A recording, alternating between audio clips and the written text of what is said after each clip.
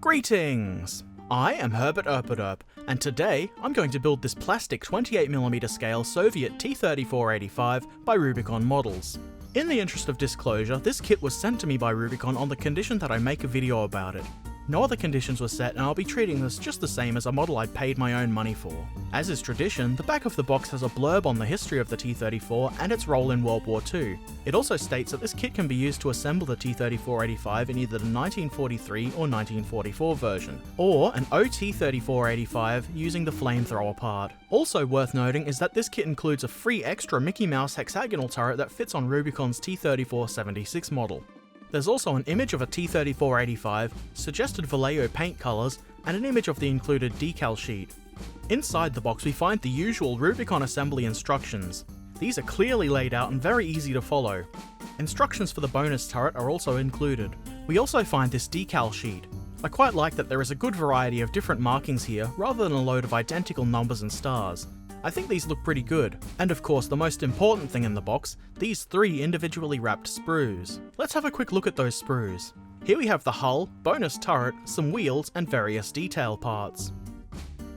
This sprue contains the 85 turret, tracks and lower hull. All of these parts are quite neatly cast and only have tiny amounts of mold lines. This one has various detailing parts and this ring. I'm not entirely sure what it is, but I suspect this sprue is shared with Rubicon's T-34-76 kit, so it might be more relevant there. Either way, these sprues are very good. Let's glue the bits together. I start on the lower hull and tracks by cleaning up the parts. There isn't a lot of cleaning up required for this kit, but it's something that needs to be done for just about every model kit, at least if you want good results. I use my knife to scrape off what little mold lines the tracks have, at least where it will be visible. Then I put on the wheels. The axle for the drive and idler wheels are shaped such that the wheels can only be placed one way. Just slot them all in place, add some glue, and then you can press the track set into place. It's very easy. You could leave the tracks off until after you've painted the tank, though you can't see much of the hull anyway, so I just glued the tracks on this time. A nice option this kit has are these solid road wheels. If you wanted, you could cut out any of the spoked wheels from the track set and glue a solid one in its place. That's pretty cool. When you've built both halves of the lower hull, they can be glued together. The poles that slot into each other are really helpful with this. Next, the rear and front lower hull plates can be glued into place. There are square holes to help guide the front plate. Then I glued on the upper hull. There are guide poles on this part to help with positioning as well. Very easy, it looks just like a T-34 hull. Now to work on the turret. I started by gluing the turret halves together. Don't forget to put the gun mantlet in at this time or your tank is going to look rather silly. This mantlet is the one for the D5T turret. I chose that turret because I liked the way this mantlet looks better than the S53 turret, making this the T-34 model 1943. One minor issue I had here was that I had to hold the turret halves together while the glue set because the parts wanted to separate, which would have left a big gap. A clamp of some kind might be useful here. Next we can build the turret roof. For this turret that's just a matter of gluing on the hatches. The other turret also includes an antenna. The commander's hatch is 2 pieces. One half has a protrusion that I assume is a vision device.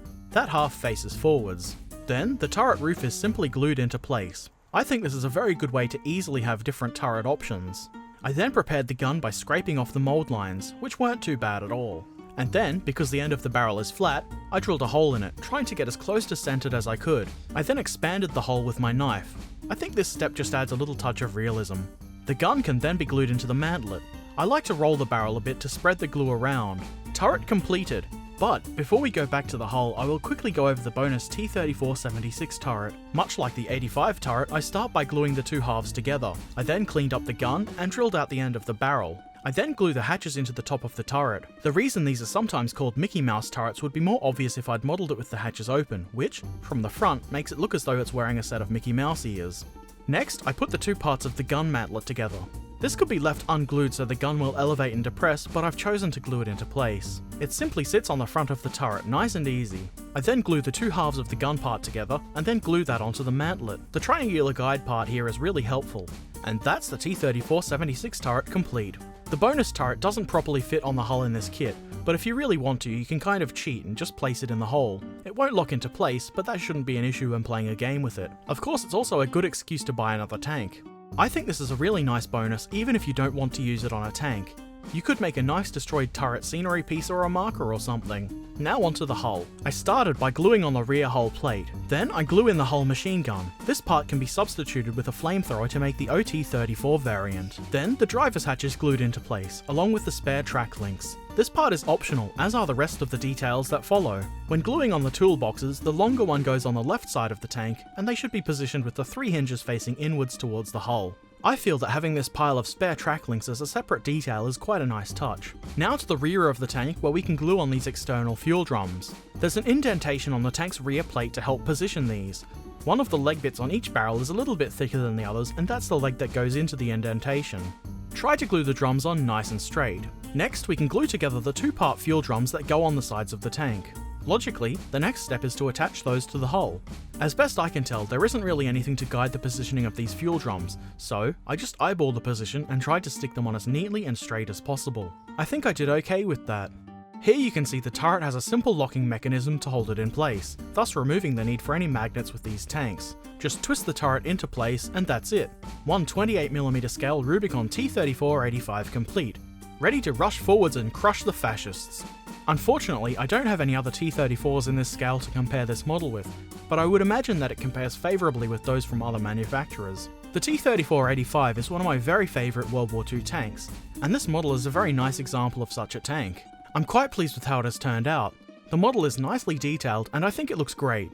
I liked the kit so much that I bought a second one with my own money. The instructions were clear and easy to follow, which in combination with the very neatly moulded parts that required only small amounts of cleanup made for a fun, easy and quick build. The only issue I really had was having to hold the turret halves together due to them wanting to separate. Not that that's really a big deal. I would also like to see more stowage included. Perhaps someday we'll see a Soviet stowage set like Rubicon's German stowage set. Of course, there's nothing stopping me from adding my own stowage, and the all-important Soviet log. At any rate, the included options are rather good.